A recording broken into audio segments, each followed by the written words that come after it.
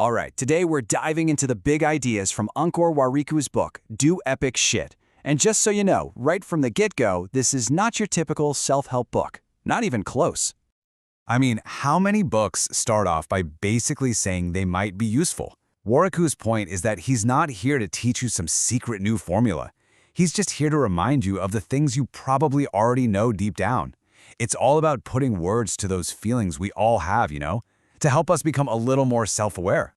And the first big reminder he hits us with is a really powerful one.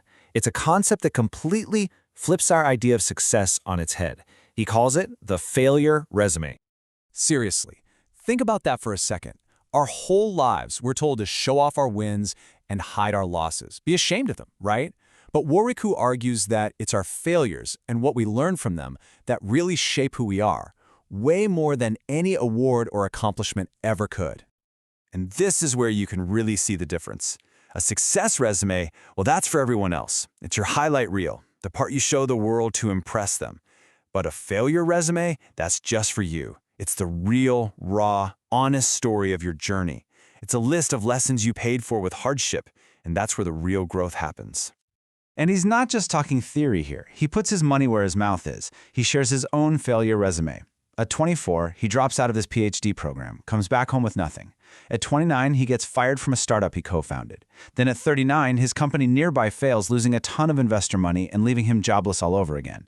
I mean, these aren't small stumbles. They're huge, life-altering moments that he now wears like badges of honor. And that's really the core of it all. He genuinely believes his life is defined by these tough moments, not by the successes the world sees on the outside. The scars, the lessons, the grit you build along the way, that's the real story. Okay, so let's say we're on board. We accept that failure is our greatest teacher. What's next?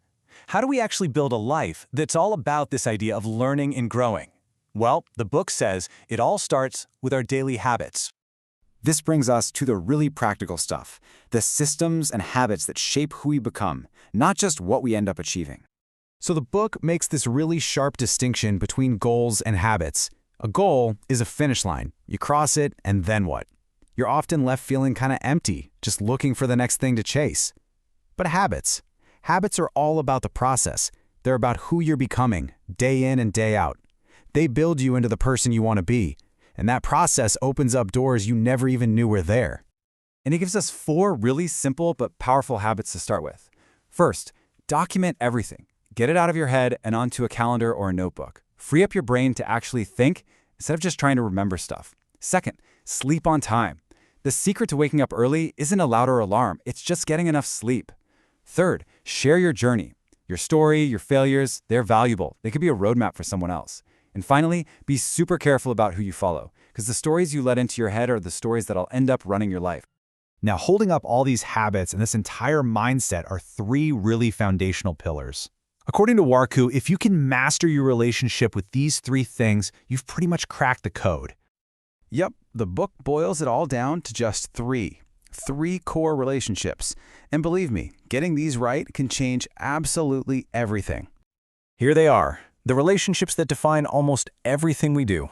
First, your relationship with money, seeing it as a tool, not a goal. Second, your relationship with time, realizing it's the only thing you can never, ever get back. And last, but definitely not least, your relationship with yourself.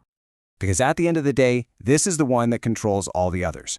The way you talk to yourself, the way you treat yourself, how well you actually know yourself, that's the engine that drives your entire life. Which brings us to the final, and maybe the most urgent, message in the entire book.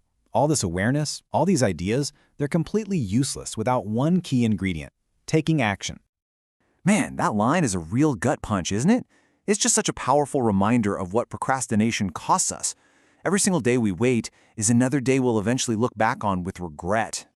The choice is really that simple. When time moves on, all it leaves in its wake is either the results of what we did or the regret for what we didn't. There's no third option. So take the risk, make that weird choice, start that project, have that tough conversation, because the short-term discomfort of taking a risk is so much better than the long-term heavy weight of regret. And so we end right back where we started, with this one big idea. If you were to sit down and start writing your own failure resume right now, today, what stories would it tell? What incredible lessons are just waiting for you, hidden inside the very moments you've been taught to be ashamed of? That's definitely something to think about.